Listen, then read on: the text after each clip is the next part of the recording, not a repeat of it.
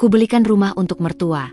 Namun saat syukuran ia malah berkata itu hasil kerja keras suamiku yang pengangguran.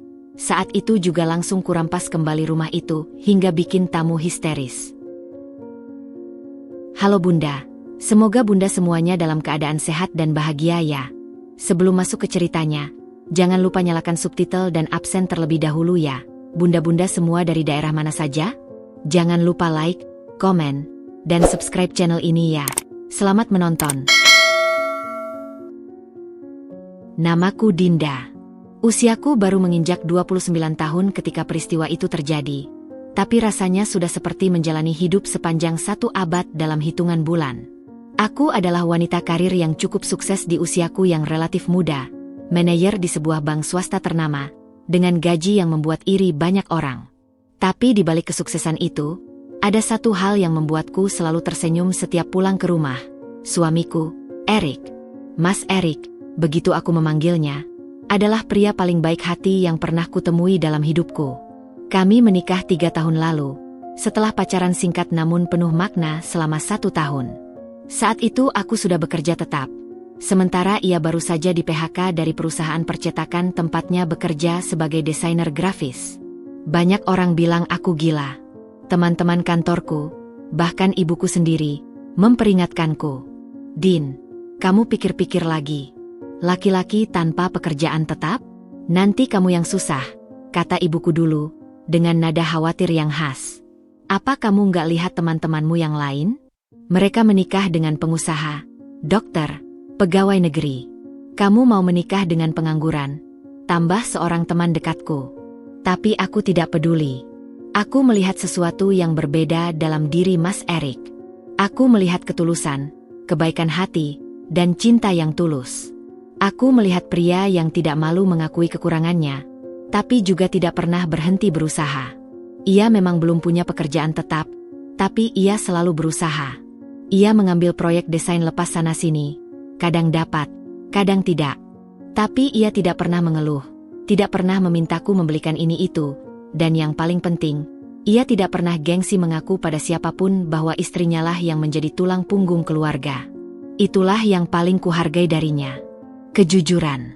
Di zaman di mana gengsi lebih penting dari segalanya, Mas Erik justru berkata terus terang pada teman-temannya. Iya, saya belum kerja tetap. Istri saya yang kerja di bank. Saya bantu-bantu di rumah. Tidak ada nada malu, tidak ada nada defensif. Hanya kejujuran polos yang membuatku semakin mencintainya. Dan Mas Erik memang suami yang luar biasa. Setiap malam sepulang kerja, ia selalu menyambutku di pintu dengan senyum lebar, kadang dengan segelas air putih atau teh hangat. Ia akan memijat kakiku yang pegal karena seharian memakai hak tinggi, sambil bertanya tentang hariku. Ia juga yang mengurus sebagian besar pekerjaan rumah, memasak, membersihkan rumah, mencuci baju. Bukan karena aku memintanya, tapi karena ia berkata, kamu kerja keras cari uang, biar aku yang urus rumah. Kita tim, kan? Kata-kata itu selalu membuat hatiku meleleh. Kita tim. 2 kata sederhana yang punya makna begitu dalam.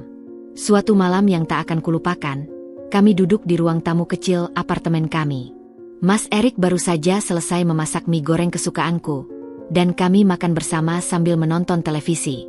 Tapi malam itu, Mas Erik tampak gelisah. Biasanya ia banyak bercerita, tapi malam ini ia diam saja, matanya kosong menatap layar televisi. Mas, kenapa? Ada apa? Tanyaku akhirnya. Ia menoleh padaku, ragu-ragu, lalu menarik napas panjang. Maaf, Din. Sebenarnya dari tadi aku mikirin sesuatu. Mama telepon tadi siang. Aku mengernyitkan dahi. Mertuaku, Mama Wati, memang bukan tipe ibu mertua yang paling ideal. Ia agak posesif pada Mas Erik, dan sejak awal pernikahan kami, aku sudah merasakan sedikit ketegangan. Ia termasuk tipe orang tua yang menganggap anak laki-laki harus jadi segalanya, dan menantu perempuan harus tunduk. Tapi selama 3 tahun ini, aku berusaha menjaga jarak agar tidak terjadi konflik. Ada apa dengan Mama? Tanyaku hati-hati. Mas Erik mengusap wajahnya. Kontrakan mereka bocor parah, Din. Atapnya hampir rubuh karena hujan kemarin. Papa jatuh sakit, kena demam karena kehujanan. Mereka nggak punya uang buat renovasi, apalagi pindah. Aku diam. Aku tahu persis kondisi rumah kontrakan mertuaku. Rumah petak tua di pinggiran kota, dengan dinding lembab dan atap seng yang sudah berkarat di mana-mana.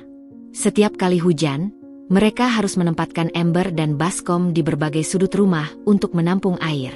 Aku sudah beberapa kali mengunjunginya, dan setiap kali hatiku miris melihat kondisi itu. Tapi aku juga tahu, mertuaku adalah tipe orang yang gengsi minta bantuan. Mereka lebih suka diam dan menderita daripada harus mengaku pada menantunya bahwa mereka butuh uluran tangan. Apalagi mama, yang selalu ingin terlihat kuat dan mandiri di depan orang lain. Kita harus bantu, Mas, kataku akhirnya. Mas Erik menatapku, matanya berkaca-baca. Aku tahu, Din. Tapi aku nggak punya uang. Proyek desainku bulan ini cuma dapat 1. Itu pun bayarannya cuma pas buat bayar listrik dan air. Aku malu, Din. Malu banget. Sebagai anak laki-laki, aku harusnya bisa membahagiakan orang tua. Tapi malah, aku menghentikannya dengan meraih tangannya. Mas, jangan gitu. Kita ini tim. Ingat? Apa yang aku punya, itu milik kita berdua. Mas Erik menggeleng. Tapi Din, ini uang kamu. Hasil kerja keras kamu. Aku nggak enak. Aku tersenyum. Mas, coba dengar dulu ideku. Kuberanikan diri mengatakan apa yang sudah lama kusembunyikan dalam hati. Gimana kalau kita bangunkan mereka rumah, Mas? Mata Mas Erik membelalak. Sejenak ia diam, seperti tidak percaya dengan apa yang baru saja didengarnya. Apa? Kamu serius, Din? Suaranya bergetar. Serius banget. Jawabku mantap. Aku punya tabungan cukup banyak. Selama ini aku nabung buat jaga-jaga. Plus, bonus tahun ini lumayan besar. Aku sudah hitung-hitung. Kalau kita bangun rumah tipe 70 dengan 3 kamar, biayanya sekitar 800 jutaan. Tabunganku plus bonus hampir mencukupi. Kekurangannya bisa pakai KPR ringan yang bunganya rendah. Aku bisa urus lewat bank tempatku kerja. Mas Erik terdiam lama. Aku bisa melihat air matanya mulai menggenang di pelupuk mata. Tapi, Din, ini rumah mertuamu, bukan rumah orang tuamu sendiri. Kamu nggak keberatan? Tanyanya lirih. Aku menggeleng. Mas, aku menikah denganmu. Artinya orang tuamu jadi orang tuaku juga. Aku nggak tega lihat mereka hidup seperti itu. Lagi pula, aku nggak punya banyak keluarga. Bapak dan ibu sudah meninggal. Kalian satu-satunya keluarga yang aku punya. Itu memang kenyataan pahit dalam hidupku. Orang tuaku meninggal dalam kecelakaan 5 tahun lalu, saat aku masih menjadi staf biasa di bank. Sejak saat itu, aku hidup sendiri, berjuang sendirian hingga mencapai posisiku sekarang. Keluarga Mas Erik, meskipun tidak selalu ideal, adalah satu-satunya keluarga yang kumiliki. Mas Erik tiba-tiba memelukku erat. Aku bisa merasakan dadanya naik turun, dan kusadari ia sedang menangis. Makasih, Din. Makasih banyak. Aku nggak tahu harus bilang apa. Aku beruntung banget punya istri sepertimu. Aku membalas pelukannya. Kita tim, Mas. Jangan lupa itu. Malam itu, kami duduk lama di ruang tamu, merencanakan rumah impian untuk mertua. Mas Erik yang jago desain, mulai membuat sketsa kasar rumah itu di atas kertas. Ia begitu bersemangat, matanya berbinar-binar. Di sini ruang tamu yang agak luas, biar mama bisa terima tamu. Terus di sini kamar utama buat mama dan papa. Jangan lupa kamar mandi dalam. Terus 2 kamar cadangan buat tamu atau kalau nanti kita punya anak, mereka bisa nginep. Jelasnya antusias. Aku tersenyum melihat kegembiraannya. Jangan lupa dapur yang cukup besar. Mama kan suka masak.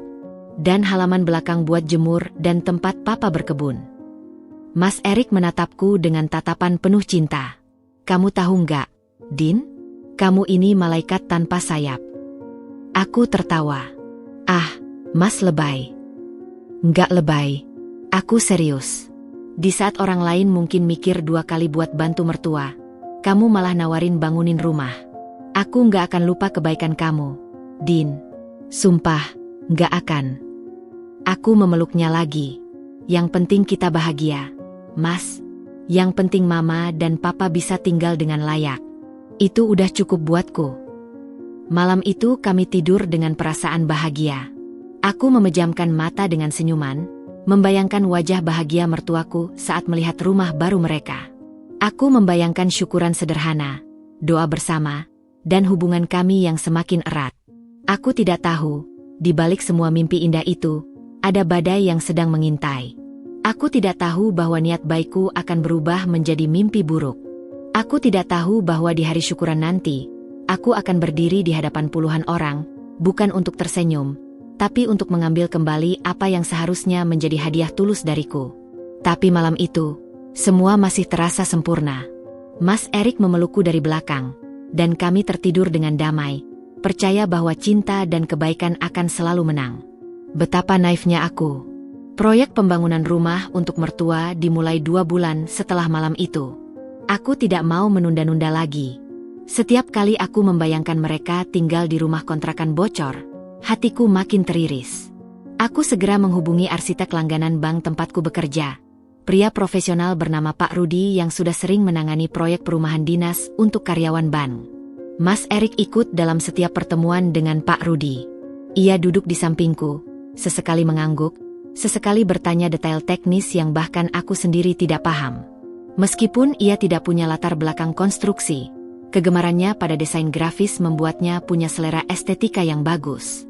Ia banyak memberi masukan tentang warna cat, model pagar, dan tata ruang.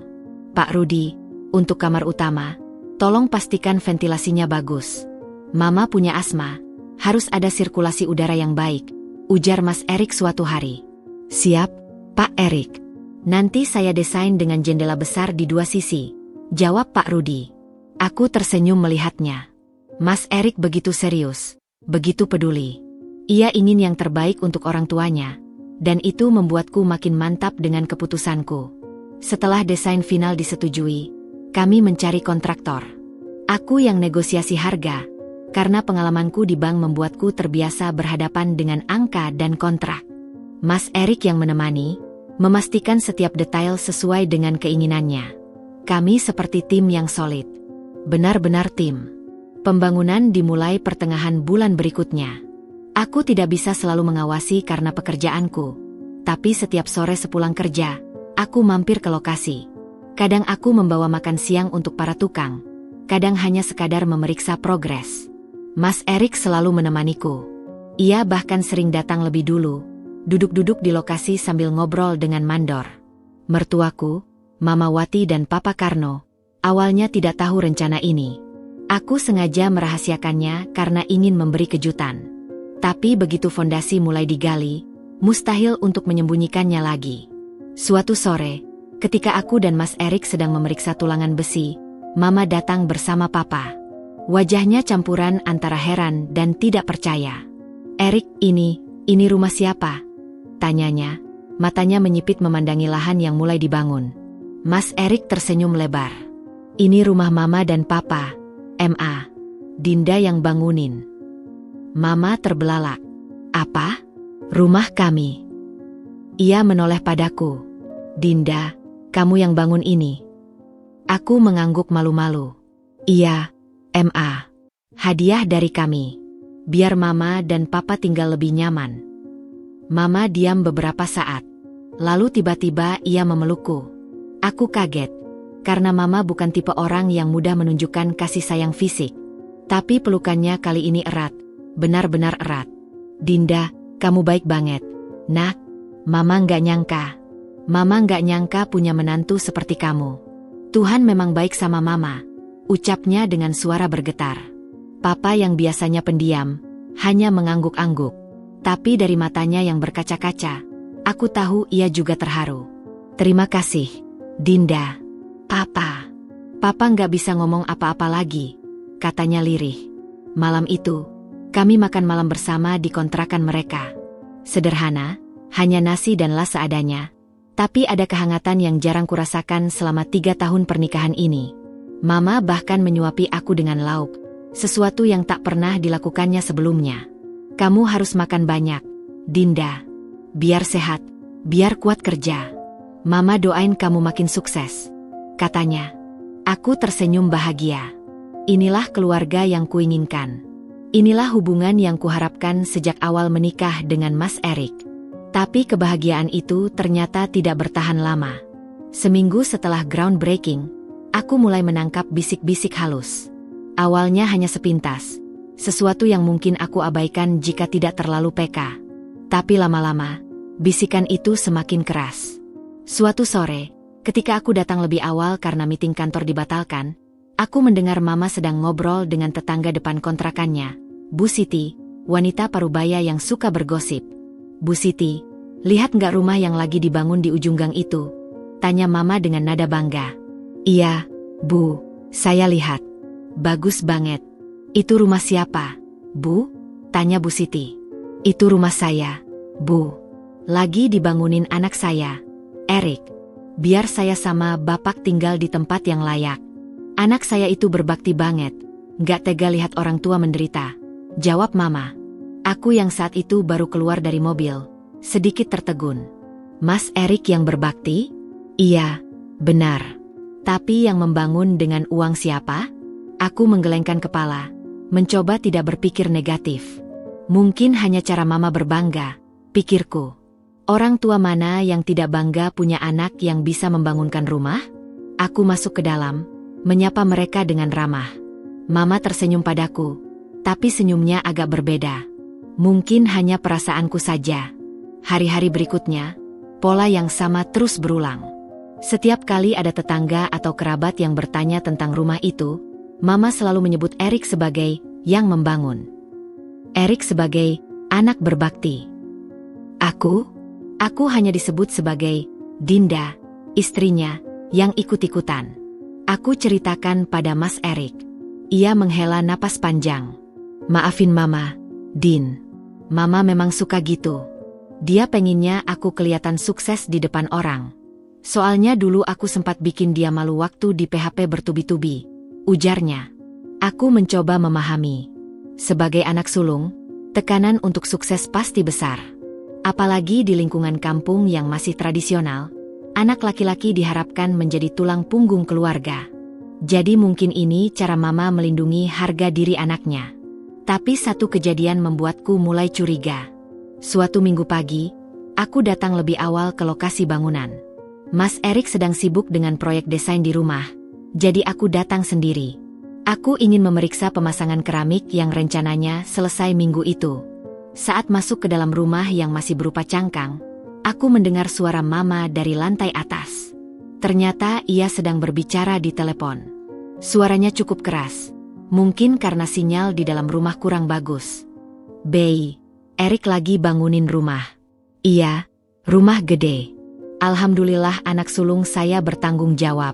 Istrinya sih kerja di bank. Tapi ya gitu, kerja perempuan. Pasti uangnya dikasih ke Erik. Namanya juga laki-laki yang pegang kendali. Masa ia perempuan yang pegang uang? Aku membeku di tempat.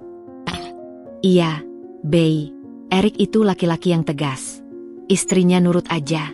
Pokoknya rumah ini hasil kerja keras Erik. Biar orang kampung pada tahu kalau anak saya sukses. Aku tidak tahu bagaimana caraku bisa tetap berdiri.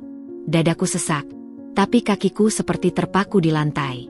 Perlahan, tanpa suara, aku mundur keluar dari rumah itu. Aku masuk ke mobil, duduk diam cukup lama, mencerna semua yang baru saja kudengar. Mama berbohong. Bukan hanya setengah bohong, tapi bohong total. Ia mengatakan sesuatu yang sepenuhnya tidak benar. Rumah ini, yang akan menjadi tempat tinggalnya, yang kubangun dengan tabungan dan kerja kerasku, diklaimnya sebagai hasil kerja keras Erik. Dan Erik? Suamiku yang setia menemaniku setiap sore, yang membuatkan sketsa desain, yang memastikan ventilasi kamar untuk Asma Mama. Ia digambarkan sebagai laki-laki yang pegang kendali, sementara aku direduksi jadi kerja perempuan yang pasti nurut aja. Aku marah. Tapi lebih dari marah, aku terluka. Aku sudah menganggap Mama seperti ibuku sendiri. Aku sudah membuka hati, membuka dompet, membuka masa depanku untuk mereka. Dan balasannya? Dikurangi, dihapus, dianggap tidak ada. Malamnya, aku ceritakan semuanya pada Mas Erik. Wajahnya berubah pucat pasi. Maafin aku, Din. Aku nggak tahu Mama ngomong gitu. Aku akan bicara sama Mama besok. Aku akan luruskan, katanya. Jangan dulu, Mas, kataku. Nanti Mama marah, dituduhin aku mengadu. Biarkan dulu. Aku masih bisa sabar. Kesabaran itu ternyata salah. Karena beberapa hari kemudian, insiden yang lebih besar terjadi. Mas Erik dipanggil mamanya. Aku ikut. Begitu sampai di kontrakan, Mama langsung membuka pembicaraan dengan nada santai, seolah membicarakan cuaca. Erik, gimana kalau sertifikat rumah pakai nama kamu? Aku kaget. Mas Erik lebih kaget. Ma, apa? Ini uang Dinda, hasil kerja Dinda. Gak etis kalau pakai nama aku. Jawabnya cepat. Mama mengangkat bahu dengan santai. Ah, masa iya rumah atas nama perempuan? Nanti orang kampung pada ngomong. Laki-laki harus jadi kepala rumah tangga, termasuk di atas kertas. Ibu cuma mau kamu dihormati orang. Lagian, kalau pakai nama kamu, kan, lebih aman. Siapa tahu Dinda tiba-tiba minta cerai, rumah ini bisa rebutan. Aku tercengang. Apa yang baru saja dikatakan wanita ini? Rumah yang kubangun dengan susah payah, tiba-tiba harus pakai nama suamiku demi keamanan dari diriku sendiri? Mas Erik tegang. Ma, jangan gitu. Dinda di sini, dengerin. Aku nggak mau ambil hak orang. Ini uang Dinda, kerja keras Dinda. Aku nggak punya hak. Mama menatapku dengan senyum manis. Senyum palsu yang baru kali ini kusadari kepalsuannya. Dinda pasti ngerti, kan, nak? Cuma nama, kok. Ibu cuma mau Erik dihormati orang. Kamu sayang Erik, kan? Masa kecil-kecil begitu nggak mau? Kasihan Erik kalau orang kampung bilang dia laki-laki tak berguna yang numpang di rumah istri. Aku menahan napas. Ini jebakan. Kalau aku menolak, aku akan dituduh tidak sayang suami. Kalau aku setuju, aku kehilangan hak atas asetku sendiri. Aku menarik napas dalam-dalam. Ma, saya menghargai Erik sebagai suami. Tapi rumah ini aset saya. Saya kerja keras bertahun-tahun untuk tabungan ini. Kalau suatu saat terjadi apa-apa, saya harus punya perlindungan hukum. Ini bukan soal percaya atau tidak, ini soal keadilan. Mendengar itu, wajah Mama berubah. Senyum manisnya lenyap, berganti dengan ekspresi kesal. Ya ampun, mikir cerai sudah dari sekarang? Dasar perempuan modern, suka ngitung. Padahal ibu cuma mau yang terbaik buat anak ibu. Kamu pikir, enak jadi laki-laki yang dianggap tidak bergaya? Kamu egois, Dinda. Ma, potong Mas Erik tegas. Cukup. Jangan lanjutin. Saya nggak mau dengar lagi. Ini rumah Dinda, titik. Saya nggak akan ambil hak dia. Kalau orang kampung mau ngomong, biarin. Saya tahu diri saya. Mama mendelik. Kamu ini, bela istri mulu. Lupa sama ibu kandung. Bukan begitu, Ma. Ini soal benar dan salah. Saya nggak mau berdosa ambil hak orang. Suasana memanas. Papa yang dari tadi diam di sudut, akhirnya angkat bicara.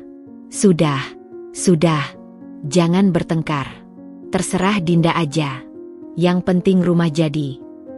Mama mendengus, lalu pergi ke dapur dengan wajah cemberut. Kami pulang dengan suasana canggung. Insiden di kontrakan mertua itu meninggalkan luka yang tidak segera sembuh. Mama telah menunjukkan wajah aslinya, dan aku tidak bisa berpura-pura tidak melihat. Seminggu setelah kejadian itu, aku memutuskan untuk tidak ikut Mas Erik saat ia mengunjungi orang tuanya. Aku butuh waktu sendiri, butuh menjernihkan pikiran. Pekerjaanku di bank sedang padat-padatnya, dengan target nasabah yang harus dikejar dan laporan-laporan yang menumpuk. Setidaknya di kantor, semuanya jelas, hitam di atas putih. Tidak ada manipulasi, tidak ada bisik-bisik di belakang. Mas Erik memahami. Ia tidak memaksa, hanya berkata, istirahat aja, Din. Aku yang urus Mama. Kamu fokus kerja dulu. Tapi meskipun fisikku di kantor, pikiranku sering melayang pada rumah yang sedang dibangun itu. Rumah itu sudah memasuki tahap finishing. Dinding-dinding mulai dicat, keramik terpasang rapi, Kitchen set mulai dipasang di dapur. Pak Rudi, arsiteknya, rajin mengirimkan foto progres via WhatsApp. Setiap kali melihat foto itu, aku merasa bangga. Ini hasil kerjaku. Ini keringatku. Ini bukti bahwa sebagai perempuan, aku bisa mandiri dan bermanfaat untuk orang lain. Namun di balik kebanggaan itu, selalu ada rasa cemas. Bagaimana sikap Mama nanti setelah rumah jadi? Apakah ia akan tetap mengklaim rumah ini sebagai hasil kerja Erik? Apakah ia akan terus merendahkanku di belakang?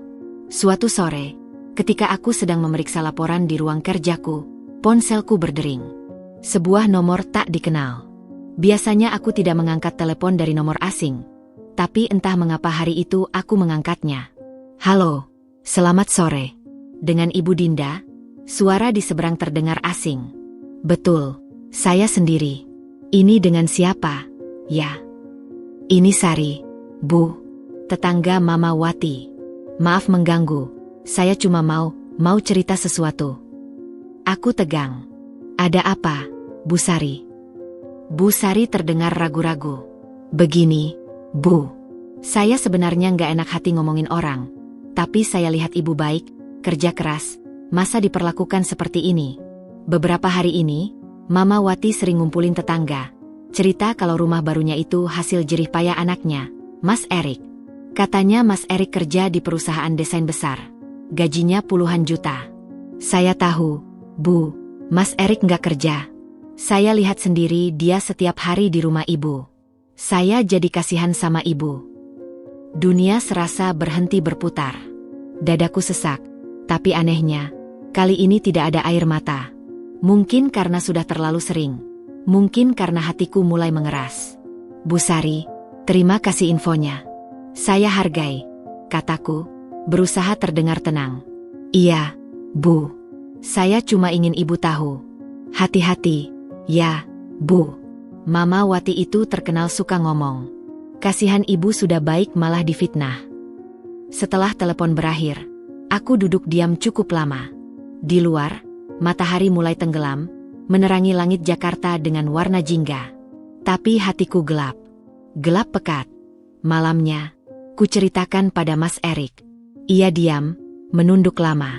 Lalu tiba-tiba ia berdiri. Aku kesana sekarang. Aku hadapi Mama, katanya tegas. Mas, jangan. Nanti malah ribut, cegahku. Biarin ribut. Aku nggak bisa lihat kamu diperlakukan seperti ini terus. Ini udah kelewatan. Mas Erik tetap pergi. Aku menunggu di apartemen dengan perasaan campur aduk. 1 jam kemudian ia kembali. Wajahnya lesu. Gimana? Tanyaku. Ia menghela napas panjang. Mama nangis-nangis. Ngaku salah. Tapi di akhir, dia bilang aku durhaka. Katanya, masa sama ibu kandung aja bela istri terus. Katanya, aku lupa siapa yang melahirkan aku. Aku diam. Tidak ada yang bisa kukatakan. Tapi malam itu, untuk pertama kalinya, aku mempertanyakan pernikahanku. Bukan karena Mas Erik, tapi karena keluarganya. Apakah aku sanggup menghadapi ini seumur hidup? Seminggu kemudian, insiden yang lebih buruk terjadi. Aku harus mengambil dokumen penting dari kontrakan mertua. Fotokopi KTP mereka yang diperlukan untuk mengurus PBB rumah baru. Aku datang sendirian, karena Mas Erik sedang ada pertemuan dengan klien desainnya. Aku sengaja tidak memberitahu, berharap bisa ambil cepat lalu pergi. Tapi begitu masuk ke halaman kontrakan, aku mendengar keramaian. Ternyata Mama sedang mengadakan arisan kecil-kecilan. Sekitar 10 ibu-ibu duduk di ruang tamu sempit, dengan kue dan teh di meja. Aku ragu untuk masuk, tapi terlambat. Seorang ibu sudah melihatku. Itu menantunya datang. Semua mata tertuju padaku. Mama tersenyum, tapi senyum yang sama seperti minggu lalu. Palsu. Dinda, masuk, nak. Lagi arisan nih. Duduk dulu, katanya. Aku terpaksa masuk. Duduk di kursi plastik yang disodorkan. Seorang ibu yang duduk di sebelah Mama bertanya, ini Dinda, ya? Istri Erik? Kerja di mana, Dinda? Sebelum sempat ku jawab, Mama memotong. Di Ban, Bu. Tapi ya gitu, kerja biasa aja. Yang penting suaminya yang jadi tulang punggung. Aku menahan napas. Tulang punggung? Maksudnya Mas Erik? Ibu Erik kerja di perusahaan desain besar. Ya? Tanya ibu lain. Oh, iya. Gajinya gede, sampai bisa bangunin rumah untuk kami. Rumah baru itu, loh, yang bagus di ujung gang. Itu hasil kerja keras Erik. Dinda MAH cuma bantu-bantu sedikit, jawab Mama santai. Aku bisa merasakan darah mendidih di sekujur tubuhku. Tapi aku masih menahan. Aku pegang erat tasku. Beruntung banget, Bu, punya menantu kerja bank, anak kerja perusahaan besar. Jadi mapan semuanya, puji seorang ibu. Mama tertawa. Iya, alhamdulillah. Yang penting anak laki-laki sukses. Istri boleh kerja, tapi jangan sampai lupa diri. Lupa kalau suami adalah imam. Aku tidak tahu apa yang membuatku saat itu masih bisa duduk diam. Mungkin karena aku terdidik untuk hormat pada orang tua. Mungkin karena aku tidak ingin membuat keributan. Tapi yang jelas, setiap kata yang keluar dari mulut Mama bagaikan sembilu yang mengiris hatiku. Usai arisan, ketika semua ibu-ibu pulang, aku masih duduk di ruang tamu. Mama datang, duduk di depanku. Dinda, jangan marah, ya. Ibu cuma bicara apa adanya. Kamu tahu sendiri, Erik itu anak laki-laki. Dia harus dihormati orang. Kalau orang tahu rumah ini dari kamu, nanti dia makin rendah diri. Kasihan, kan? Aku menatapnya. Ma, rumah ini uang saya. Kerja keras saya. Apakah Mama tidak berpikir, saya juga butuh dihormati? Mama menghela napas, seperti menghadapi anak kecil yang keras kepala. Dinda, kamu ini, perhitungan banget. Ibu sudah bilang, ini cuma masalah gengsi. Cuma masalah penampilan di depan orang. Untuk apa repot-repot? Yang penting kita sekeluarga tahu kebenarannya. Tapi Mama bilang ke mereka, saya cuma bantu-bantu sedikit. Padahal saya yang bayar semuanya. Mama mulai kehilangan kesabaran. Ya, Tuhan. Kecil-kecil begitu dipermasalahin. Dasar anak sekarang, maunya diakui terus. Ibu sudah tua, Dinda. Ibu cuma mau punya kebanggaan sedikit di masa tua. Apa salahnya? Aku berdiri. Salahnya, itu bohong, Ma. Itu fitnah. Dan fitnah itu dosa. Mama ikut berdiri, matanya menyala. Jangan ngomong dosa-dosa sama ibu. Ibu lebih tua, lebih paham agama. Kamu yang masih muda, baru numpang jadi menantu. Jangan sok suci. Aku tidak bisa lagi. Aku keluar dari kontrakan itu, naik mobil, dan pergi. Sepanjang jalan, air mataku tumpah. Bukan sedih, tapi marah. Marah luar biasa. Malam itu, tanpa sepengetahuan Mas Erik, aku mengambil sertifikat rumah dari dalam brankas di apartemen. Kumasukkan ke dalam map coklat, dan kusimpan di dalam mobil. Jaga-jaga, pikirku. Jaga-jaga. Apartemen kami terasa sepi tanpa Mas Erik. Aku menghabiskan waktu sejam lebih untuk bersiap-siap, mandi, sarapan, dan memilih baju yang nyaman. Akhirnya kupilih kaos longgar dan celana jeans. Rambutku ikat asal-asalan. Tidak perlu dandan rapi, pikirku. Toh hanya mau lihat-lihat sebentar. Sekitar pukul 10 pagi, aku berangkat. Mobilku melaju perlahan melewati kemacetan Jakarta yang mulai mengular. Aku memutar musik favorit, mencoba menikmati perjalanan meskipun sebenarnya hatiku agak berat. Setiap kali hendak ke kontrakan mertua, selalu ada rasa cemas yang tak kusadari. Apalagi setelah insiden-insiden sebelumnya. Setelah hampir 1 jam perjalanan, akhirnya aku tiba di gang sempit menuju kontrakan mertua. Aku memarkir mobil agak jauh, karena gangnya tidak bisa dimasuki mobil. Kemudian aku berjalan kaki, melewati rumah-rumah petak yang berjejer rapat. Hari itu cuaca cerah, matahari bersinar terik. Aku berjalan pelan, sesekali menyapa tetangga yang kebetulan lewat. Beberapa dari mereka sudah kukenal, beberapa yang lain hanya kulihat biasa. Sesampainya di depan kontrakan mertua, aku melihat pintu depan sedikit terbuka. Kudengar suara ramai dari dalam. Ternyata ada tamu. Aku ragu untuk langsung masuk, takut mengganggu. Tapi kemudian aku pikir, Lebih baik masuk lewat dapur saja, biar tidak terlalu mencolok. Aku bisa sekalian ambil air minum di kulkas. Aku memutar ke samping rumah, melewati lorong sempit menuju pintu dapur.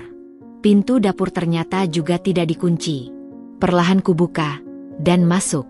Begitu masuk, aku mendengar suara Mama dari ruang tamu. Suaranya cukup keras, mungkin karena dinding kontrakan yang tipis. Aku bisa mendengar dengan jelas setiap kata yang diucapkannya.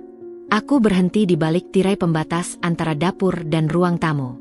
Dari celah tirai, aku bisa melihat Mama sedang duduk dengan 3 orang tamu, 2 ibu-ibu dan 1 bapak-bapak yang tidak kukenal. "Ibu Wati, rumahnya kapan jadi, Bu?" tanya salah satu ibu, yang kuperkirakan bernama Ibu Tuti, wanita parubaya dengan rambut disasak tinggi. "3 hari lagi, Bu. Tanggal 20 syukuran. Ibu harus datang." "Ya, saya undang," jawab Mama dengan nada bangga. "Wah, pasti datang dong. Rumah gede begitu. Sayang kalau nggak dilihat. Katanya tipe 70. "Ya? Luas banget untuk ukuran kampung sini," sahut Ibu Tuti lagi. Mama tertawa terkekeh. "Iya, alhamdulillah. Anak saya, Erik, memang penginnya yang besar biar orang tua nyaman. Katanya, Mama sudah susah membesarkan saya. Sekarang giliran saya membahagiakan Mama." Aku menggeleng-geleng di balik tirai. Mulai lagi. "Mas Erik kerja di mana sekarang, Bu?" tanya Pak Joko, bapak-bapak berkumis tebal yang duduk di kursi plastik. "Oh, dia kerja di perusahaan desain besar, Pak. Di kawasan Sudirman, kantornya gedung tinggi.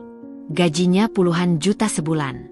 "Saya aja kadang gak percaya anak saya bisa sukses gitu," jawab Mama dengan lancar, tanpa keraguan sedikit pun.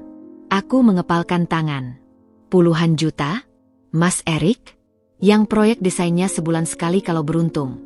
Dan itu pun bayarannya cuma 1 atau 2 juta? Dusta macam apa ini?" "Wah, hebat sekali, Bu. Anak sulung memang biasanya jadi tulang punggung keluarga." "Ya," puji Ibu Tuti. "Iya, makanya saya bersyukur punya anak laki-laki kayak Erik. Istrinya sih kerja di bank, katanya si manajer. Tapi ya gitu, duit perempuan buat jajan aja. Yang bikin rumah ya anak laki-laki. Masa ia perempuan yang kerja cari rumah buat mertua? Nggak masuk akal, kan? Pasti ada rezeki Erik yang dititipkan ke Dinda," jelas Mama dengan penuh keyakinan. Pak Joko mengangguk-angguk setuju. "Betul, Bu. Laki-laki itu kepala rumah tangga, harusnya jadi imam. Istrinya kerja ya boleh, tapi jangan sampai lupa diri. Yang penting suaminya yang jadi tulang punggung." Darahku mendidih, tapi aku masih diam. Aku ingin melihat sejauh mana Mama berbohong. Kasihan istrinya. "Ya, Bu, maksud saya, untung dapat suami kaya raya," ujar Ibu Tuti dengan nada iri. Mama tertawa. "Iya, Dinda itu anak baik, nurut sama suami. Dia beruntung dapat Erik. Saya ajarin terus, Bu, kalau jadi istri itu harus patuh sama suami. Suami itu imam, surga dan neraka istri di tangan suami." Dinda alhamdulillah paham itu. Aku hampir tersedak mendengarnya. Mama mengajarku? Sejak kapan Mama pernah mengajarkan sesuatu padaku selain cara membuat rendang? Dan soal patuh, aku patuh pada Mas Erik bukan karena ajaran Mama, tapi karena cinta dan saling menghormati. Tapi ini pemutarbalikan fakta yang keterlaluan. Dasar istrinya beruntung banget. Ya, Bu, dapat suami mapan, berbakti, rumah dapat, kerja juga tetap, timpal Ibu Tuti lagi. Mama tersenyum puas. "Iya, alhamdulillah. Doakan saja, Bu, Pak. Semoga Erik makin sukses, usahanya makin lancar. Saya sebagai ibu cuma bisa bangga." "Usaha? Usaha apa yang dimaksud Mama?" Mas Erik tidak punya usaha. Ia pekerja lepas yang penghasilannya tidak menentu. Tapi di mata Mama, ia adalah pengusaha sukses dengan gaji puluhan juta dan kantor di Sudirman. Aku mundur perlahan dari balik tirai. Kakiku gemetar, tapi aku berusaha tenang. Aku harus keluar dari sini sebelum ketahuan. Aku balik badan, membuka pintu dapur pelan-pelan, dan keluar.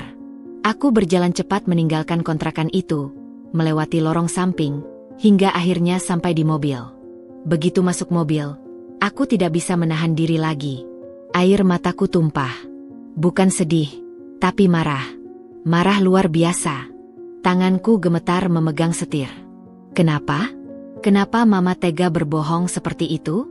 Apa susahnya mengakui bahwa menantunya yang bekerja keras membangun rumah itu? Apa salahnya berkata jujur bahwa aku, Dinda, perempuan yang selama ini dianggap hanya bantu-bantu sedikit, adalah yang membayar semuanya? Aku menangis cukup lama di dalam mobil. Beberapa kali ada tetangga lewat dan melirik heran.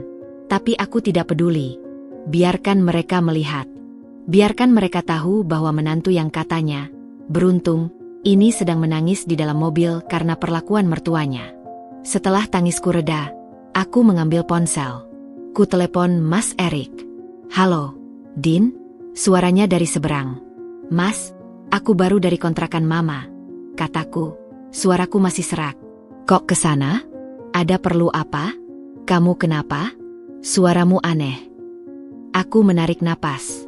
Mas, aku dengar Mama ngomong sama tamunya. Dia bilang kamu kerja di perusahaan desain besar. Gaji puluhan juta. Dia bilang rumah ini hasil kerja keras kamu. Dia bilang aku cuma bantu-bantu sedikit. Mas Erik diam. Beberapa detik kemudian, ia berkata, Astagfirullah. Din, maafkan aku. Aku nggak tahu harus bilang apa. Aku juga nggak tahu, Mas. Tapi satu hal yang aku tahu. Aku nggak akan diam saja di syukuran nanti kalau Mama ngomong seperti itu lagi. Din, jangan bikin ribut. Kasihan Mama, malu di depan orang. Aku tertawa getir. Kasihan Mama? Lalu aku nggak kasihan? Kerja kerasku dihapus, direduksi jadi bantu-bantu sedikit, dan kamu bilang jangan bikin ribut. Bukan gitu, Din. Maksudku, kita selesaikan baik-baik. Nanti aku bicara sama Mama lagi. Aku pastikan dia nggak ngomong gitu di syukuran. Kamu yakin? Sudah berapa kali kamu bicara sama Mama, Mas? Dan hasilnya? Dia tetap saja berbohong. Bahkan lebih parah. Mas Erik diam lagi. Aku tahu ia bingung, terombang-ambing antara istri dan ibu.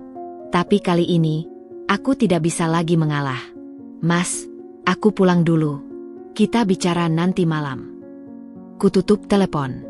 Aku menyalakan mesin mobil dan pergi dari tempat itu. Di kaca spion, kulihat kontrakan mertua semakin menjauh. Tapi kemarahan di hatiku semakin mendekat. Malamnya, kami bicara. Mas Erik berjanji akan lebih tegas. Ia akan melarang Mama bicara sembarangan di acara syukuran. Ia akan mengancam tidak datang jika Mama ngotot.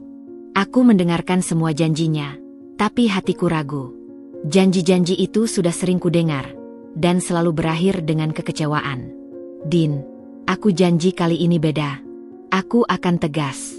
Aku akan bilang ke Mama, kalau dia berani ngomong gitu di depan umum, aku akan memutuskan hubungan sementara. Aku serius. Aku menatap matanya lama. Kulihat ketulusan di sana, tapi juga ketakutan.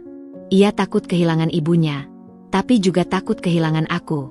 Aku kasihan padanya, tapi aku juga kasihan pada diriku sendiri. Baik, Mas.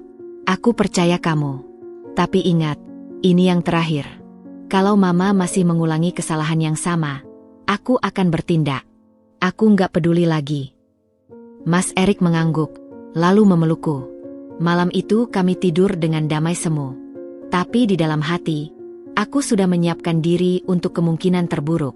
Esoknya, tanpa sepengetahuan Mas Erik, aku mengambil sertifikat rumah dari brankas. Kumasukkan ke dalam map coklat, lalu kusimpan di dalam mobil. Jaga-jaga, pikirku. Jaga-jaga kalau semua janji tinggal janji. Dan tepat 3 hari kemudian, hari syukuran itu tiba. Hari yang akan mengubah segalanya. Hari syukuran akhirnya tiba.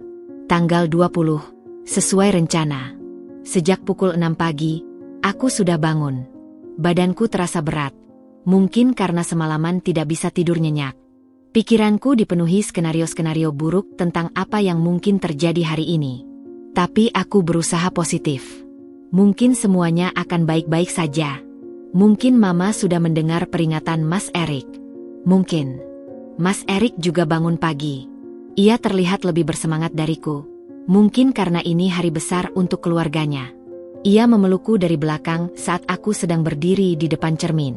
"Selamat pagi, istriku tercinta. Siap untuk hari ini?" tanyanya.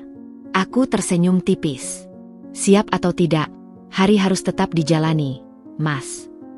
Jangan tegang gitu, Din. Semuanya akan baik-baik saja. Aku sudah bicara dengan Mama kemarin malam.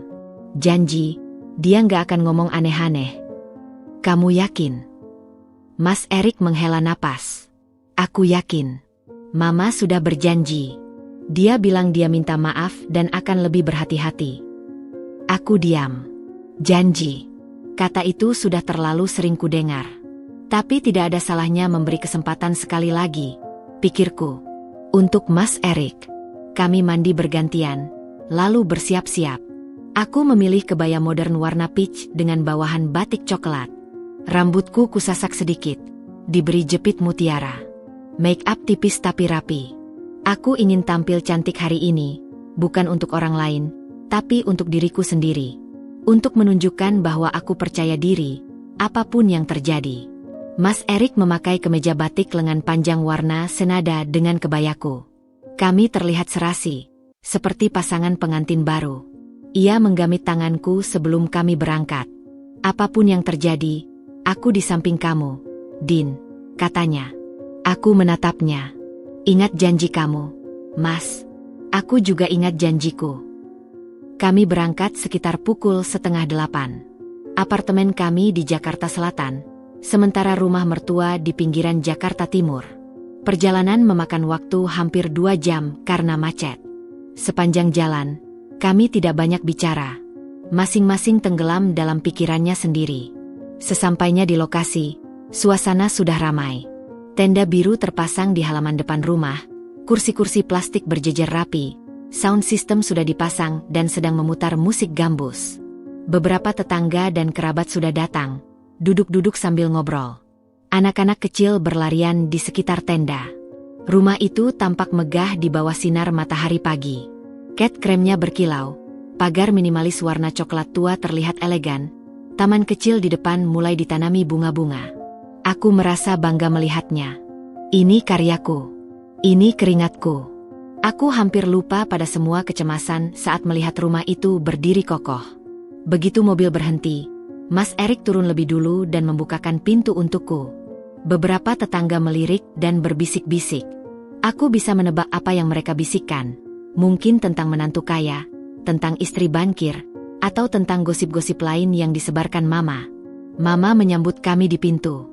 Hari ini ia memakai baju kurung warna ungu tua, dengan selendang batik di bahu. Wajahnya berseri-seri, senyumnya lebar. "Nak Dinda, Erik, datang. Mari, masuk dulu. Masih banyak yang harus disiapkan," sambutnya ramah. Aku membalas senyumnya.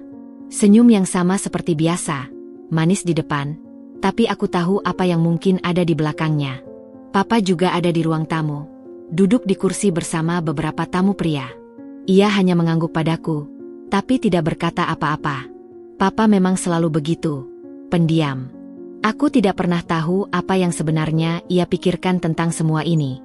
Setelah berganti salam dengan beberapa kerabat yang sudah datang, aku langsung membantu persiapan. Aku mengatur catering di dapur, memastikan jumlah piring dan gelas cukup, mengecek sound system apakah berfungsi dengan baik. Mas Erik sibuk di luar, mengatur tenda dan kursi. Hampir 2 jam berlalu. Tamu semakin banyak. Aku hitung-hitung mungkin sudah sekitar 40-50 orang. Wajah-wajah asing dan familiar bercampur jadi satu. Ada tetangga kampung, ada kerabat jauh dari pihak Mama, ada teman-teman Papa dari pengajian, dan beberapa rekan Mas Erik sesama desainer lepas. Sekitar pukul 10, acara dimulai. Seorang ustadz muda memimpin tahlil dan doa bersama. Suasana khusyuk. Aku duduk di barisan depan bersama Mas Erik, Mama, dan Papa. Sesekali kulihat Mama dari sudut mata. Ia tampak tenang, bahkan sesekali tersenyum padaku. Mungkin benar kata Mas Erik, ia sudah berubah. Setelah doa selesai, tibalah saatnya sambutan. Biasanya, pemilik rumah akan memberikan sepatah dua patah kata. Dan tentu saja, yang paling berhak bicara adalah Mama. Mama berjalan menuju mimbar kecil yang disediakan di depan. Ia mengambil mikrofon yang sudah disiapkan. Wajahnya berseri-seri, penuh kebanggaan. Bapak-bapak, ibu-ibu, saudara-saudara sekalian, selamat pagi dan terima kasih sudah meluangkan waktu untuk hadir di acara syukuran rumah kami yang sederhana ini. Tepuk tangan riuh menyambut. Mama tersenyum lebar. Kami sekeluarga hanya ingin berbagi kebahagiaan. Setelah sekian lama tinggal di kontrakan yang sempit dan bocor, akhirnya kami punya rumah sendiri. Rumah yang layak, rumah yang nyaman untuk masa tua kami. Aku tersenyum. Sejauh ini aman. Tidak ada yang aneh. Ini semua berkat anak sulung saya, Erik, lanjut Mama. Senyumku mengeras. Mas Erik di sampingku juga tegang. Ia meraih tanganku, menggenggamnya erat. Erik memang anak yang bertanggung jawab.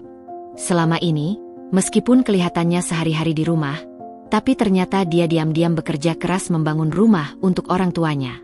Dia nggak pernah cerita, nggak pernah minta puji. Tapi alhamdulillah, hasilnya bisa kita lihat sekarang. Tepuk tangan lagi. Kali ini lebih keras.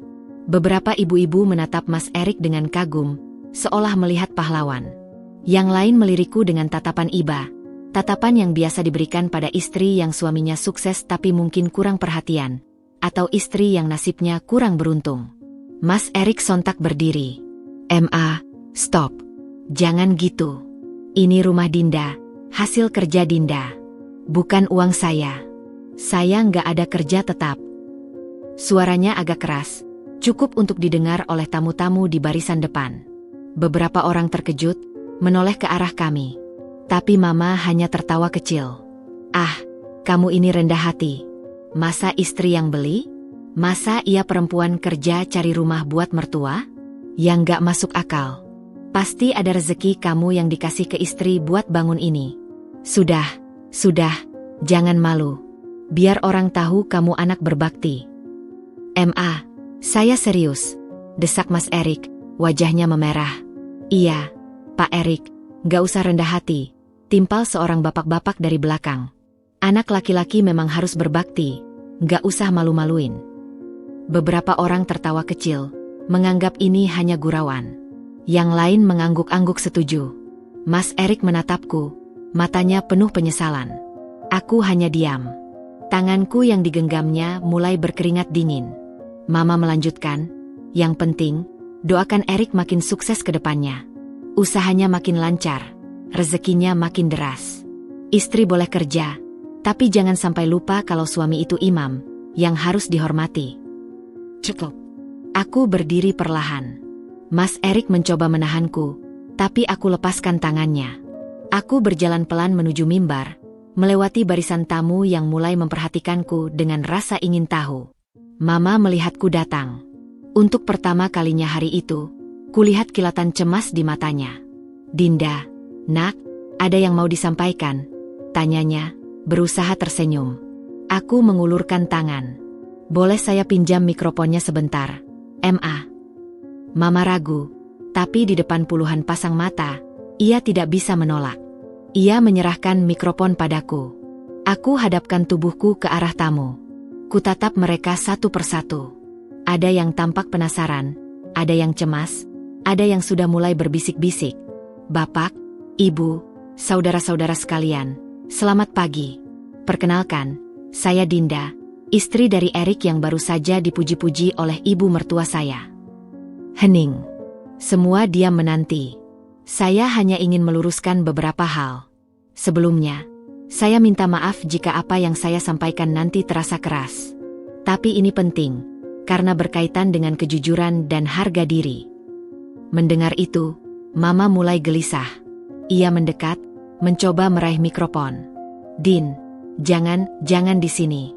Nanti malu keluarga." Aku mundur selangkah, menghindari raihannya. "Ma, biarkan saya bicara. Ini juga demi keluarga." Aku lanjutkan, "Rumah ini, yang Bapak Ibu lihat sekarang, saya yang membangun. Uang saya.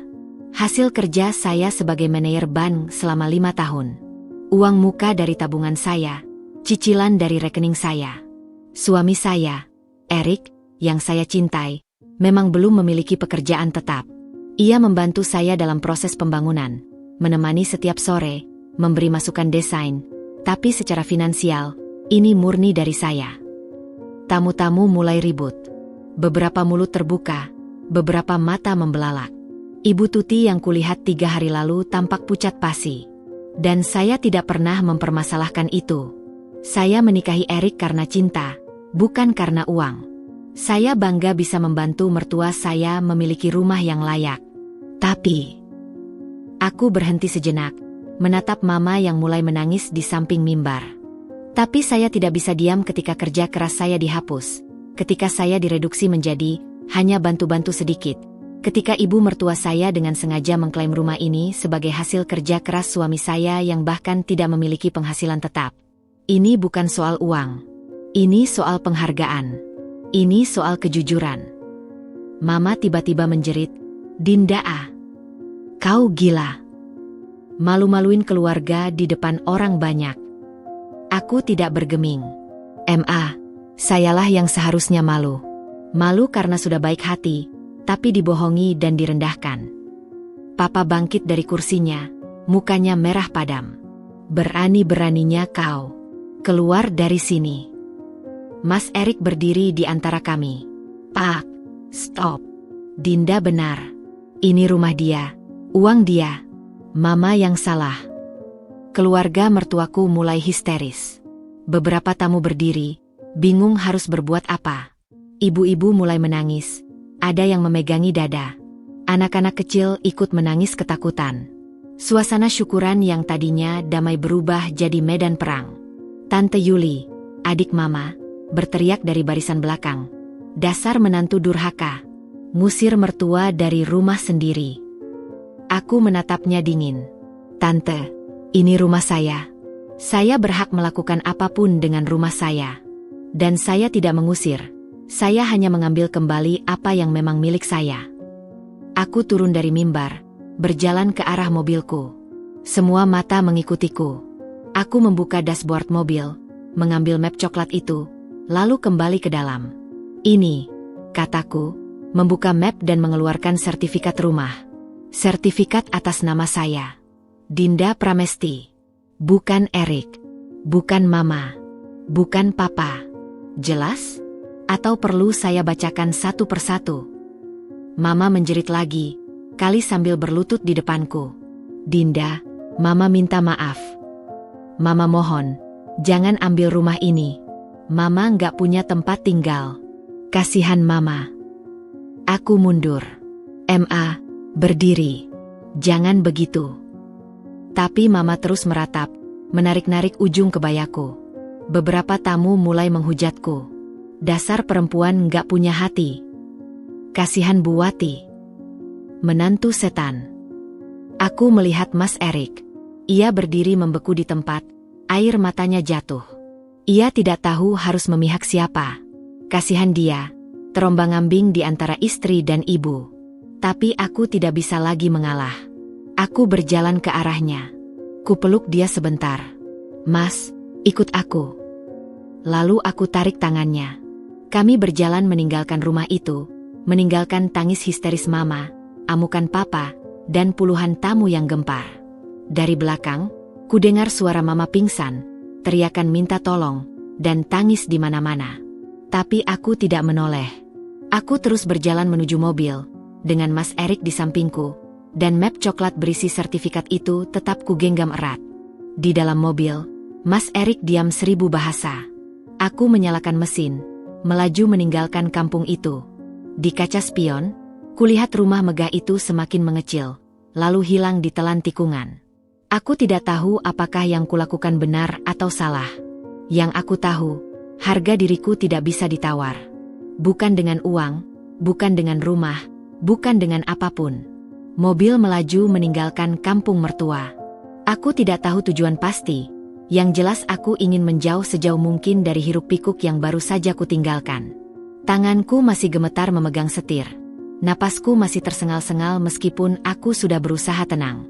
Mas Erik duduk diam di sampingku. Ia menunduk, sesekali mengusap matanya yang basah. Aku tahu ia sedang terluka, mungkin lebih terluka dariku. Tapi aku juga tidak bisa berbuat banyak. Keputusanku sudah bulat. Beberapa menit pertama, kami tidak bicara. Hanya suara mesin mobil dan tiupan AC yang terdengar. Aku memutar masuk ke jalan tol, berusaha mencari tempat yang lebih tenang untuk berhenti dan mengatur napas. Setelah keluar di pintu tol berikutnya, aku memarkir mobil di sebuah rest area yang cukup sepi. Kumatikan mesin, lalu bersandar di kursi. Aku menutup mata, mencoba mencerna apa yang baru saja terjadi. Mas Erik masih diam. Aku meraih tangannya, menggenggamnya erat. Mas, maaf. Aku tahu ini berat buat kamu, kataku lirih. Ia menggeleng pelan. Bukan kamu yang harus minta maaf, Din. Ini aku yang lemah. Aku gagal jadi suami yang baik, gagal jadi anak yang bisa mengendalikan ibuku sendiri. Kamu nggak gagal, Mas. Kamu sudah berusaha. Tapi ada batasnya. Dan mamamu sudah melewati batas itu berkali-kali. Mas Erik menghela napas panjang. Lalu tiba-tiba ia bertanya, sekarang kita mau kemana, Din?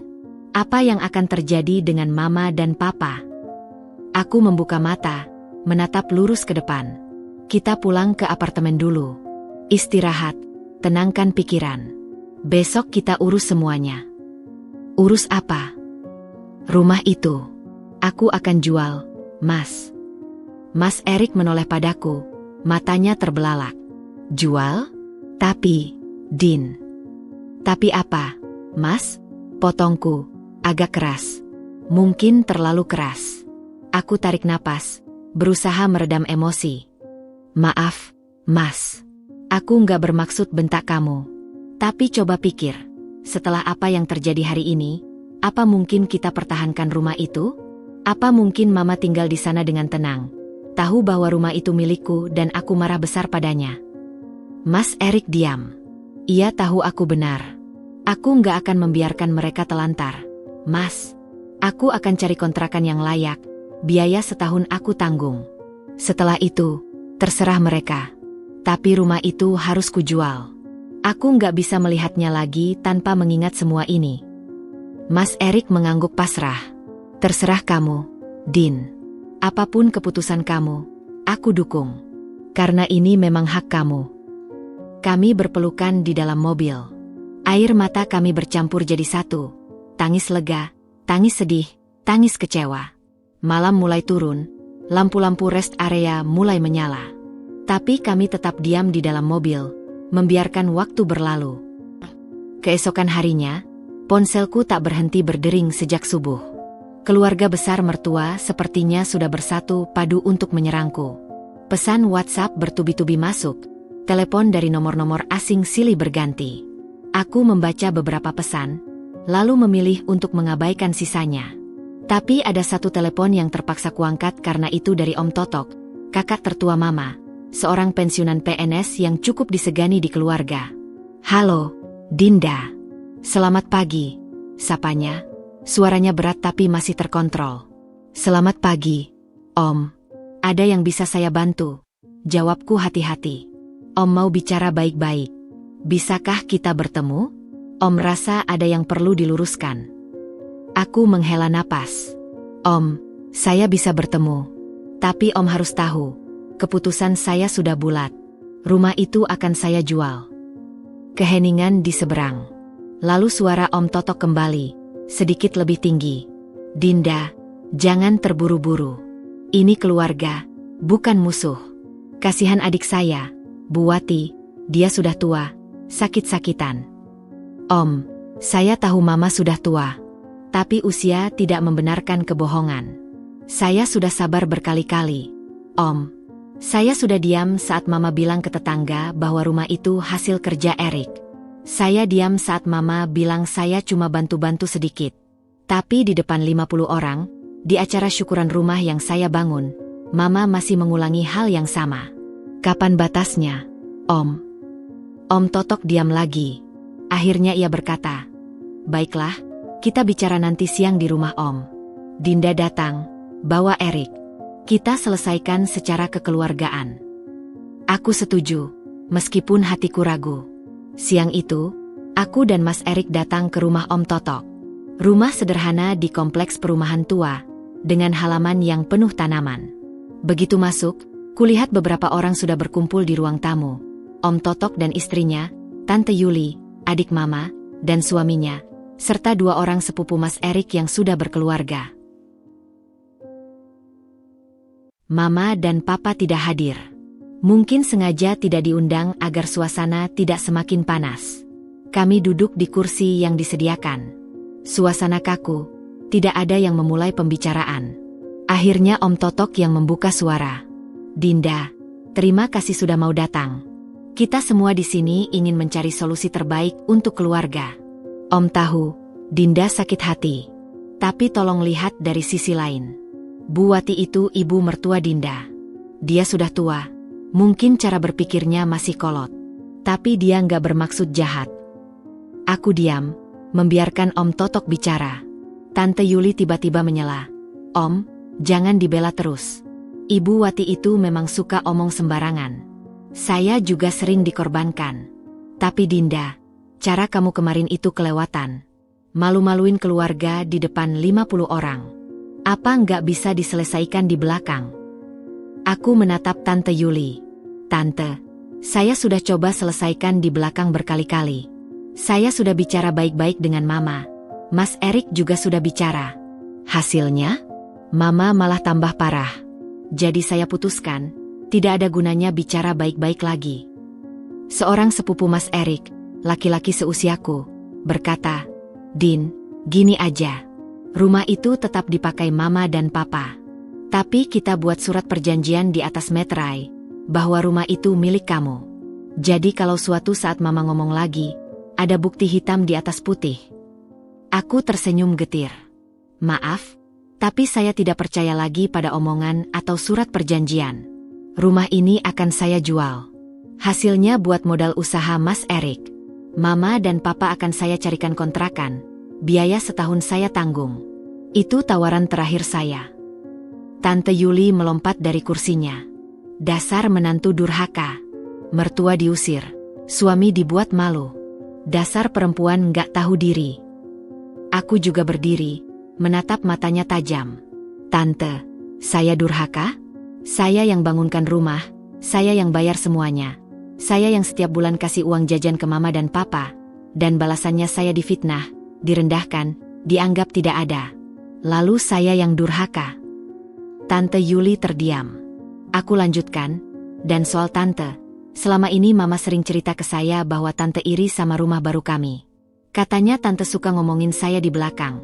Bilang saya sombong karena kerja di bank. Apa itu benar, Tante? Wajah Tante Yuli berubah pucat. Apa? Ibu bilang gitu? Bohong. Saya nggak pernah.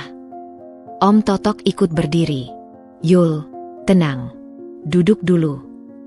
Tapi Tante Yuli sudah terlanjur emosi. Bu Wati bilang saya iri? Padahal saya yang selalu bantu dia. Saya yang antar ke dokter kalau sakit. Saya yang kasih uang jajan tambahan. Dan dia bilang saya iri. Aku menatapnya dingin. Itu yang Mama ceritakan ke saya. Tante, saya tidak tahu mana yang benar. Tapi yang jelas, Mama memang suka memutarbalikkan fakta. Suami Tante Yuli ikut angkat bicara. Saya juga sering dengar, Bu Wati suka ngadu domba. Dulu dia pernah bilang ke saya, katanya Om Totok pelit, nggak mau bantu keluarga. Padahal Om Totok selalu bantu diam-diam. Om Totok menghela napas panjang. Wajahnya terlihat lelah. Jadi selama ini, Bu Wati memainkan peran? Mengadu domba kita semua. Aku mengangguk. Sepertinya begitu, Om. Saya sendiri beberapa kali jadi korban fitnahnya. Mama bilang ke tetangga bahwa saya istri yang tidak tahu diri, hanya numpang nama, padahal saya yang membiayai hidup mereka. Suasana ruangan berubah. Kini bukan aku yang menjadi terdakwa, tapi Mama. Semua orang mulai membuka cerita masing-masing tentang kebohongan Mama selama ini. Sepupu Mas Erik yang tadi bicara, kini berseru. Saya ingat. Dulu Bu Wati bilang ke saya, katanya Om Totok marah besar karena saya nikah sama orang Sunda. Padahal waktu saya nikah, Om Totok datang dan memberi kado mahal. Ternyata itu fitnah. Istri Om Totok mengangguk. Iya, saya juga pernah diadu sama Bu Wati. Katanya Tante Yuli iri sama rumah baru saya. Saya percaya saja. Jadi beberapa bulan gak ngomong sama Yuli. Ternyata di belakang, Bu Wati yang memanas-manasi. Tante Yuli menangis. Saya kira hanya saya yang dikorbankan. Ternyata semua kena. Dasar ibu saya. Sudah tua masih suka main fitnah. Om Totok menggeleng-geleng. Astagfirullah. Saya nggak nyangka adik kandung saya sendiri bisa sejahat itu. Selama ini saya bela mati-matian. Pikir saya dia hanya salah paham. Ternyata sengaja. Aku duduk kembali, meraih tangan Mas Erik. Ia diam sejak tadi, hanya mendengarkan. Wajahnya pucat. Mungkin baru kali ini ia mendengar semua kebusukan ibunya terungkap satu persatu. Akhirnya Om Totok bicara lagi. Suaranya lirih. Dinda, Om minta maaf. Ternyata kamu korban terbesar di sini. Kamu sudah baik, malah difitnah. Om mengerti keputusan kamu menjual rumah. Lakukan saja.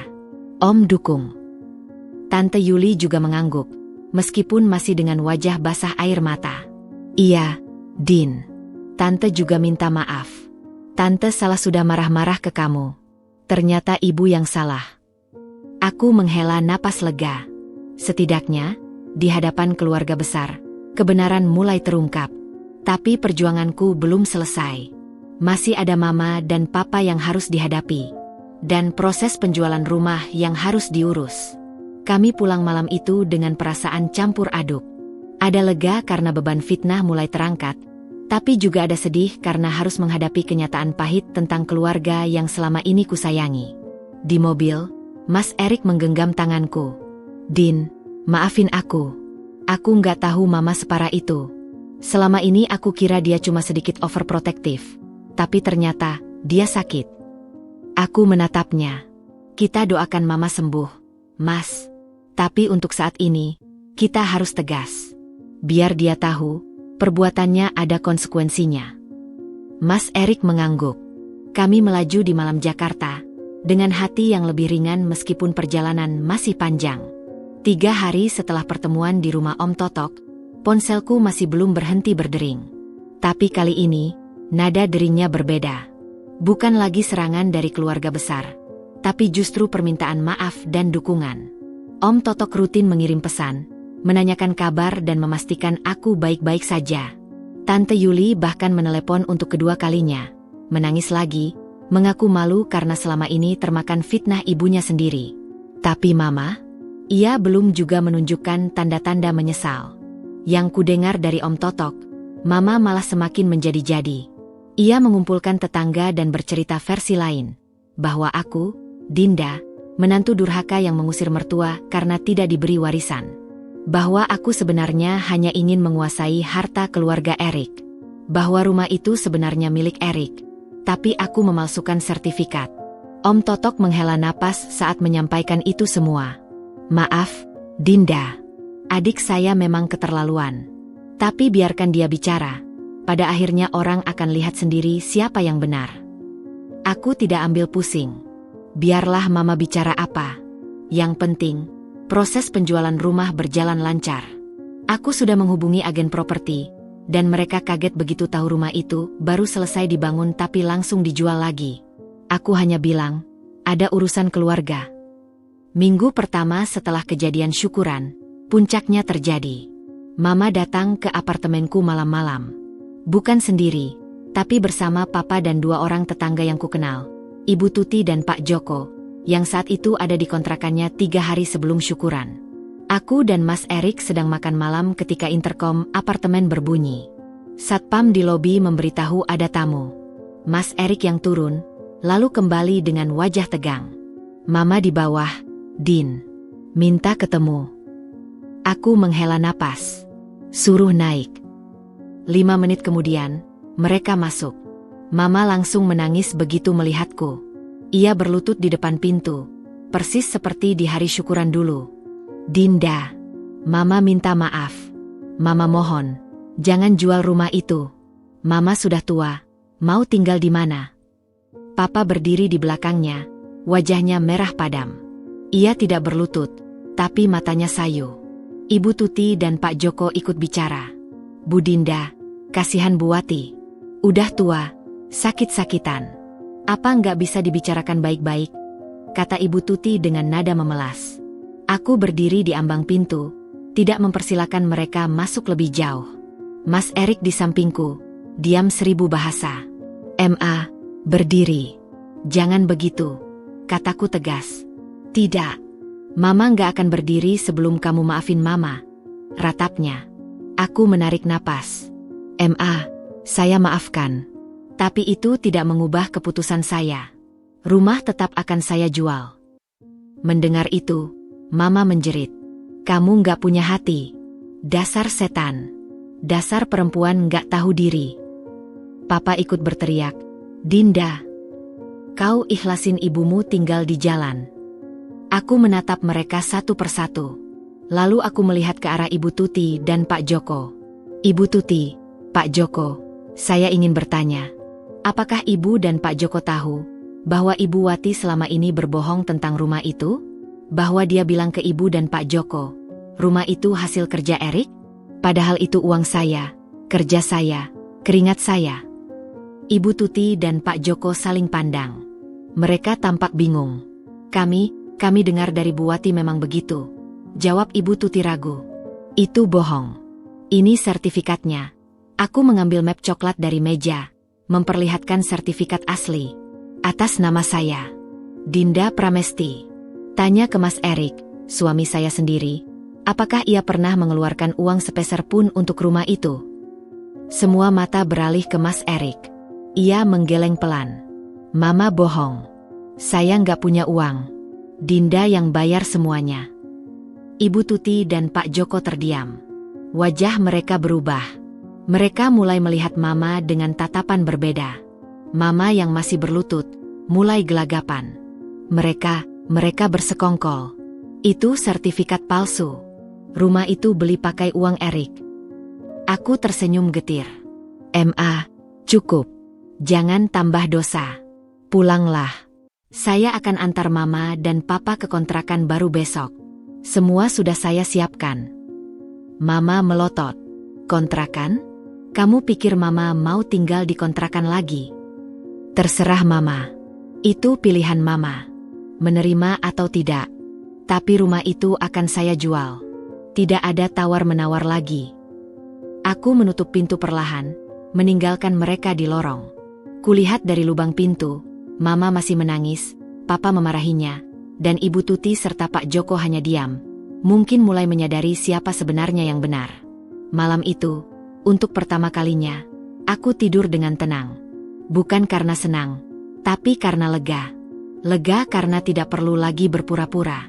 Seminggu setelah Mama datang ke apartemen, Om Totok mengadakan pertemuan keluarga besar lagi.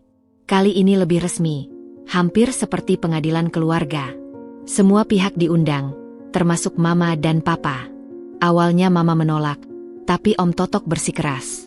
Kali ini harus selesai, katanya. Pertemuan digelar di rumah Om Totok pada hari Minggu siang. Aku dan Mas Erik datang tepat waktu. Begitu masuk, kulihat Mama sudah duduk di pojok ruangan, wajahnya cemberut. Papa di sampingnya, diam seperti biasanya. Tante Yuli duduk agak jauh dari Mama, jarak yang berbicara lebih keras dari kata-kata. Selain mereka, hadir juga Om Totok dan istrinya, 2 orang sepupu Mas Erik, serta seorang paman dari pihak Papa yang jarang muncul. Total sekitar 12 orang. Om Totok membuka pertemuan dengan suara berat. Kita berkumpul di sini untuk menyelesaikan masalah yang sudah berlarut-larut. Masalah antara Bu Wati dan Dinda, menantunya. Saya minta semua bicara dengan sopan, tidak saling menyalahkan. Mama langsung bereaksi. Apalagi yang mau dibicarakan? Yang jelas Dinda sudah mengusir mertua. Itu dosa besar. Aku diam. Biarkan Om Totok yang mengendalikan.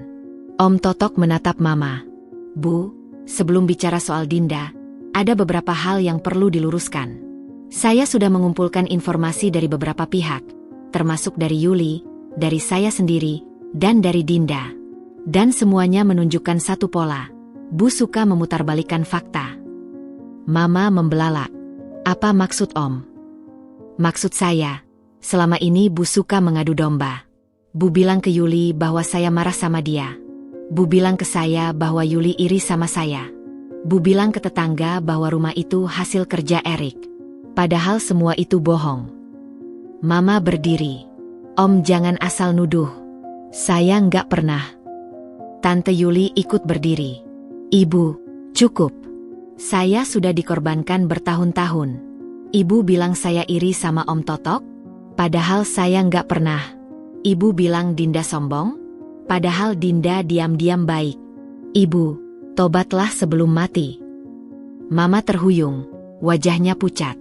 Papa mencoba menenangkan, tapi Tante Yuli belum selesai.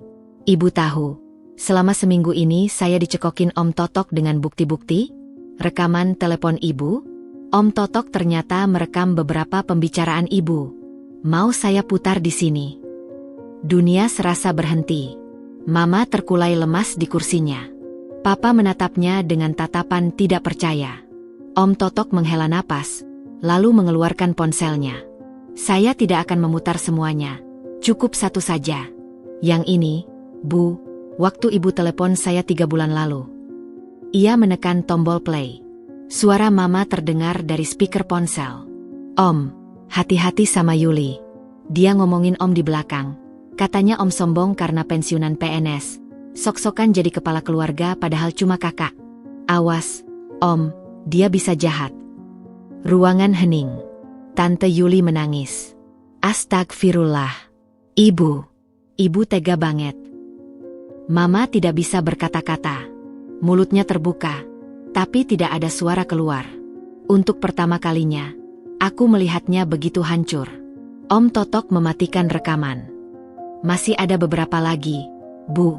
Tapi saya rasa cukup. Semua di sini sekarang tahu siapa ibu sebenarnya. Papa bangkit berdiri. Wajahnya merah padam. Tapi bukan karena marah padaku, melainkan pada istrinya sendiri. Bu, selama ini kau perusak keluarga? Rumah tangga kita? Anak-anak kita? Mama meraih tangan Papa. Pak, dengar, ini semua salah paham. Papa menarik tangannya kasar. Jangan sentuh saya. Saya sudah 40 tahun hidup dengan pembohong. Ia berjalan keluar rumah dengan langkah gontai. Mama menjerit memanggilnya, tapi Papa tidak menoleh. Om Totok menatap Mama dengan iba. Bu, ini karma. Ibu suka memfitnah, suka mengadu domba. Sekarang ibu sendiri yang teradu domba dengan suami ibu sendiri. Mama menangis terseduh-seduh, tapi tidak ada yang menghibur. Semua diam, membiarkannya merasakan akibat perbuatannya sendiri. Aku meraih tangan Mas Erik. Ia menunduk, mungkin malu, mungkin sedih. Tapi aku tahu, di hatinya, ada kelegaan karena kebenaran akhirnya terungkap. Pertemuan itu berakhir dengan keputusan bulat. Mama harus meminta maaf secara terbuka pada semua yang telah difitnah, termasuk padaku. Dan rumah itu, terserah aku mau diapakan. Tidak ada lagi yang berhak ikut campur. Mama pulang malam itu dengan ditemani Tante Yuli, yang meskipun masih marah, tetap merasa bertanggung jawab sebagai anak. Papa memilih tinggal sementara di rumah Om Totok. Katanya ia butuh waktu sendiri. Di mobil, dalam perjalanan pulang, Mas Erik berkata lirih, Din, aku nggak nyangka Mama sejahat itu. Maaf, aku harusnya lihat dari dulu. Aku menggeleng. Kita sama-sama buta, Mas. Tapi sekarang sudah terang. Mari kita lanjutkan hidup. Esoknya, Mama datang ke apartemenku. Sendirian. Wajahnya sembab, matanya bengkak. Ia duduk di sofa tamu dengan pandangan kosong. Dinda, Mama minta maaf. Mama sadar, Mama salah besar. Mama sudah fitnah kamu. Fitnah keluarga sendiri. Mama hancur. Din, Papa minta cerai. Aku terkejut. Cerai? Mama mengangguk, air matanya tumpah lagi. Dia bilang, dia muak hidup sama pembohong. Dia mau tinggal sendiri. Mama nggak tahu harus kemana. Aku diam. Di satu sisi, ini konsekuensi yang harus ditanggung Mama. Tapi di sisi lain, melihatnya hancur seperti ini, Aku tidak bisa tidak merasa iba. Aku duduk di sampingnya. "Ma, saya tidak bisa memaksa Papa untuk kembali. Tapi saya bisa bantu Ma untuk sementara. Kontrakan yang saya sediakan tetap bisa Ma tempati. Biaya hidup sebulan juga akan saya kirim, sampai Ma bisa mandiri." Mama menatapku tak percaya. Kamu masih mau bantu Mama? Setelah semua yang Mama perbuat?" Aku menghela napas. "Saya bukan Mama, Ma. Saya tidak bisa membalas kejahatan dengan kejahatan. Cukup Mama tahu, semua ini terjadi karena perbuatan Mama sendiri. Saya hanya menjalankan kewajiban saya sebagai manusia." Mama memelukku erat. Untuk pertama kalinya, pelukannya terasa tulus. Bukan peluk palsu seperti dulu. "Makasih, Dinda. Mama janji akan berubah." Aku tidak tahu apakah janji itu akan ditepati. Tapi setidaknya, untuk pertama kalinya, ada harapan. 2 bulan berlalu sejak pertemuan keluarga di rumah Om Totok. Hidup berjalan perlahan, seperti sungai yang mencari jalurnya setelah banjir besar. Luka-luka mulai mengering, meskipun bekasnya masih terasa. Rumah mertua akhirnya terjual. Harganya lumayan, sedikit di atas harga pasaran karena kondisinya masih baru. Aku menggunakan uang itu untuk membuka usaha percetakan untuk Mas Erik, sebuah toko kecil di ruko 2 lantai, lengkap dengan mesin-mesin cetak modern. Ini adalah impiannya sejak lama, dan kini menjadi kenyataan. Mas Erik mengelola usahanya dengan penuh semangat. Setiap pagi ia berangkat ke toko, pulang sore hari dengan cerita-cerita tentang pesanan spanduk, brosur, dan undangan. Aku membantu pemasaran lewat koneksi di bank, dan alhamdulillah, dalam 2 bulan pertama, usaha itu sudah balik modal untuk operasional. Papa memilih tinggal di rumah Om Totok untuk sementara. Ia sedang dalam proses mengajukan cerai pada Mama, meskipun Om Totok terus berusaha mendamaikan. "Kasihan sudah tua, masa cerai," katanya. Tapi Papa keras kepala. "Saya tidak bisa hidup dengan pembohong." Itu jawabannya setiap kali dibujuk. Mama tinggal di kontrakan yang kusediakan. Sebulan pertama, ia jarang keluar rumah. "Malu," katanya. Semua tetangga sudah tahu tentang kebohongannya. Ibu Tuti dan Pak Joko, yang dulu membelanya, kini menjauh. Gosip berbalik arah, dari menantu durhaka menjadi mertua pembohong. Mama menuai apa yang ditaburnya. Tapi yang paling menyentuh hatiku adalah perubahan Mama. Perlahan, ia mulai berubah. Ia rajin meneleponku, bukan untuk minta uang, tapi sekadar menanyakan kabar. Kadang ia masak rendang dan mengantarnya ke apartemen, meskipun harus naik angkutan umum. Ia mulai belajar membuat kue dan sesekali mengirimkan hasilnya untukku dan Mas Erik. "Din, ini kue bikinan Mama. Resep baru. Coba, ya." "Kasih tahu Mama rasanya gimana," katanya suatu sore ketika datang ke apartemen. Aku mencicipinya. Enak, Ma. Lembut, manisnya pas. Mama tersenyum, matanya berkaca-kaca. "Makasih, Din. Mama seneng kamu suka." Mas Erik yang pulang lebih awal, ikut mencicipi. Ia memeluk mamanya. "Ma, aku bangga Mama berubah." Mama menangis dalam pelukannya. "Maafin Mama, Nak. Mama sudah buat malu keluarga. Mama sudah fitnah istri kamu yang baik. Mama nggak pantas jadi ibu." Aku mendekat, ikut memeluknya.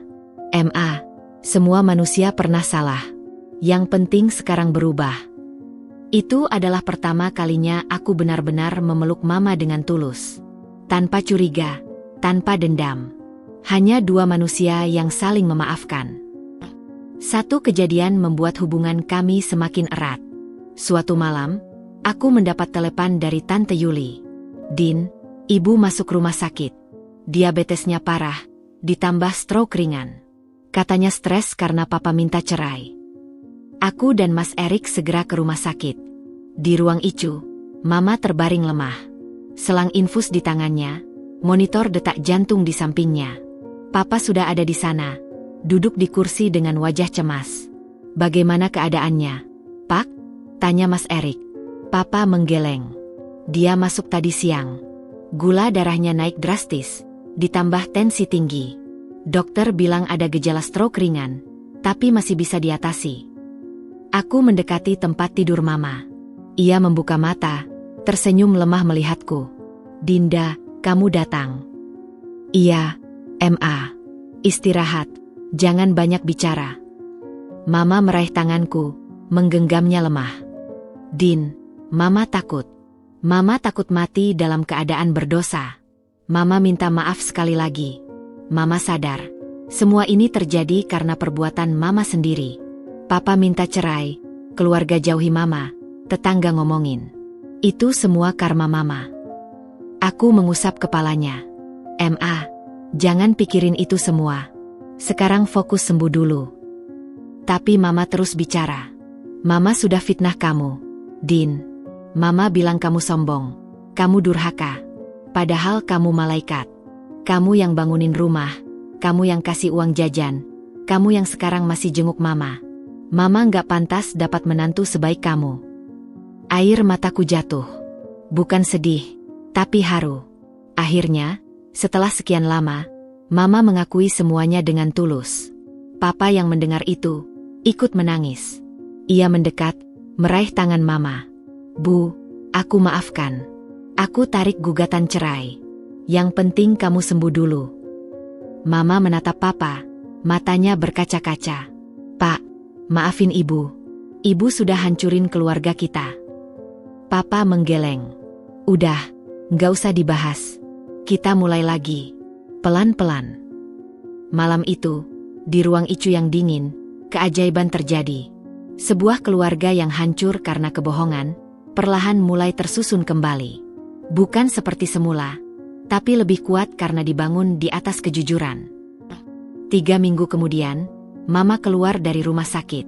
Kondisinya membaik, meskipun harus menjalani fisioterapi rutin untuk memulihkan fungsi tangannya yang sedikit lumpuh akibat stroke. Papa setia menemaninya setiap hari.